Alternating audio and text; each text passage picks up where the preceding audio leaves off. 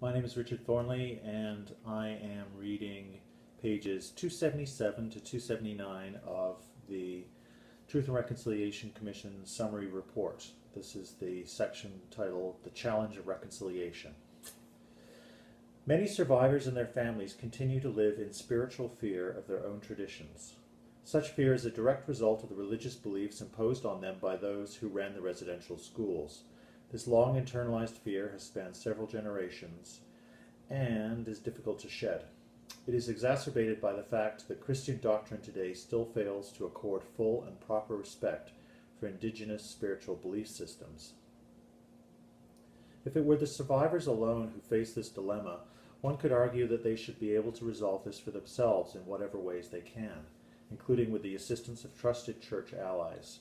However, the dilemma of spiritual conflict is more than a personal one to survivors.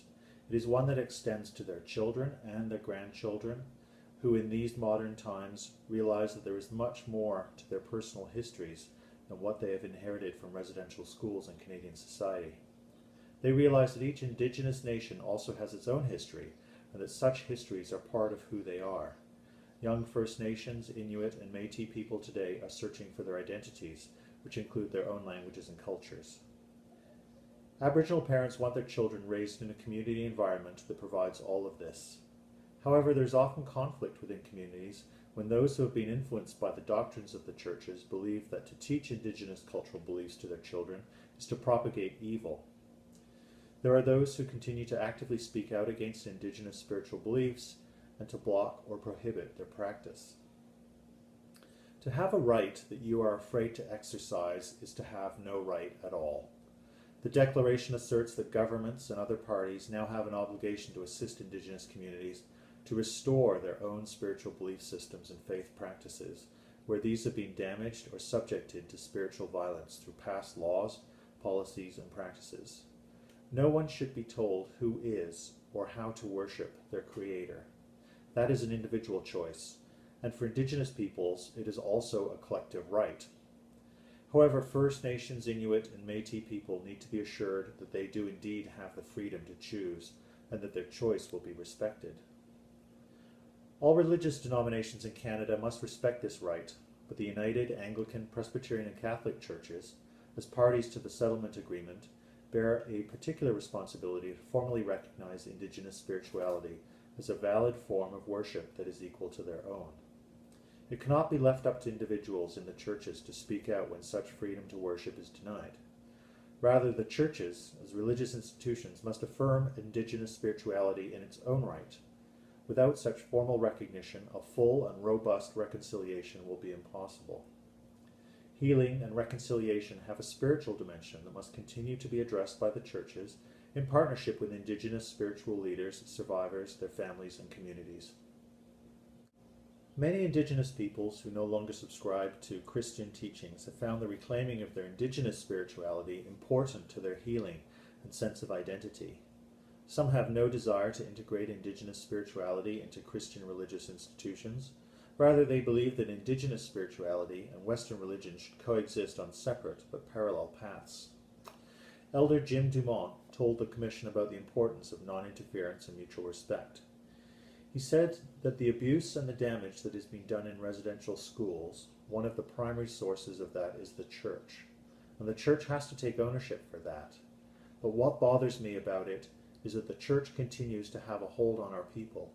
Just get out of the way for a while so that we can do what we need to do. Because as long as you are standing there thinking that you are supporting us, you are actually preventing us from getting to our own truth about this and our own healing about this. But I think the other thing that's being avoided by the church is their need to reconcile with the Spirit. I think that the church has to reconcile with the Creator.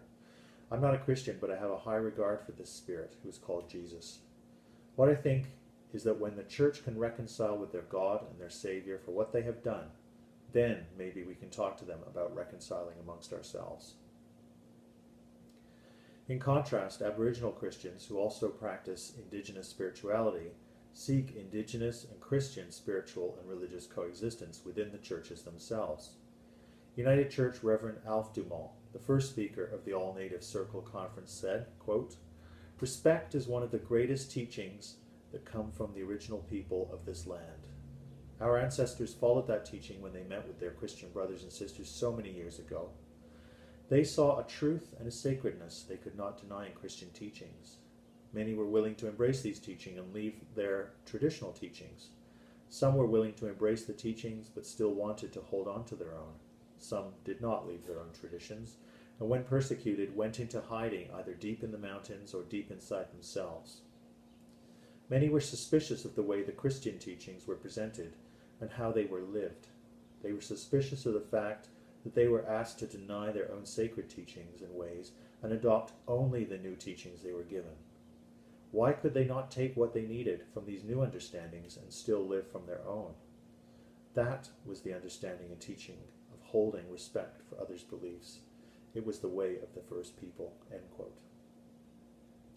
Presbyterian Reverend Margaret Mullen, Thundering Eagle Woman, put it this way, quote, "Can the Reverend Margaret Mullen, Thundering Eagle Woman from the Bear Clan, be a strong Anishinaabe woman and a Christian simultaneously?